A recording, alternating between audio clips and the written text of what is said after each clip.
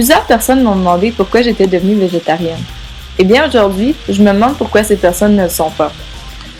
Contrairement aux stéréotypes, ce n'est pas chaque végétarien qui fait vœu de végétarisme par amour des animaux. Il y a beaucoup plus de raisons qui poussent quelqu'un à devenir végétarien. Des études menées sur l'évolution humaine ont révélé que nos ancêtres étaient végétariens de nature. La constitution du corps humain n'est pas adaptée à la consommation de viande, ce qui fut démontré dans des travaux d'anatomie du Dr. J.S. Untegen de l'Université de Columbia. Cela peut être pour des raisons de santé ou des raisons idéologiques telles que le respect de l'environnement ou une compassion envers le tiers-monde qui ne mourrait plus de faim ni de soif si l'humanité cessait de manger de la viande. Le cancer est la principale cause de mortalité. Les expériences montrent que la viande grillée ou rôtie contient une substance chimique fortement cancérigène. Les souris auxquelles ont été données cette substance ont développé des cancers tels que tumeurs aux os, cancer du sang, cancer de l'estomac, etc. La plupart des gens pensent que la viande est propre, que nous pouvons en manger en toute sécurité et que des inspections sont faites dans toutes les boucheries. On tue chaque jour bien trop de viande pour la vente pour que tous subsistent à un examen.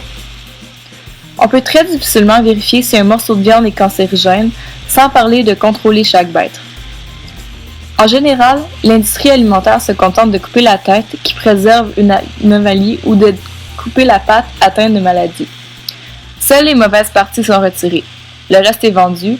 Quand on mange de la nourriture végétarienne, on n'a pas à s'inquiéter de savoir quel genre de maladie était atteint les végétaux.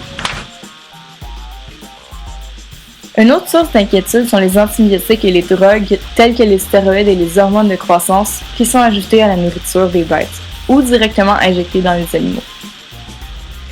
On dit que les personnes qui mangent des animaux font pénétrer ces drogues dans leur corps. Il est possible que les antibiotiques contenus dans la viande diminuent l'efficacité des antibiotiques destinés à soigner les maladies humaines ou augmentent la croissance naturelle. Si on arrête de consommer des produits d'origine animale, on réduit la destruction des forêts tropicales de 70%, on sauve 923 millions de vies qui crient famine, on résout une grande partie du réchauffement climatique, on évite certaines guerres, on sauve la planète de la plupart des catastrophes naturelles, on évite la naissance et la propagation d'épidémies, on résout les problèmes de pénurie d'eau, on met fin aux pollutions des nappes phréatiques et des rivières des océans, on met fin à l'extinction des milieux d'espèces animales sauvages, on met fin à l'acidification des océans qui tue le corail et la vie marine. Étonnant, non? Alors pourquoi devenir végétarien ou végétalien? Pour qu'enfin, les animaux aient une étiquette qui n'est pas aliment pour humains.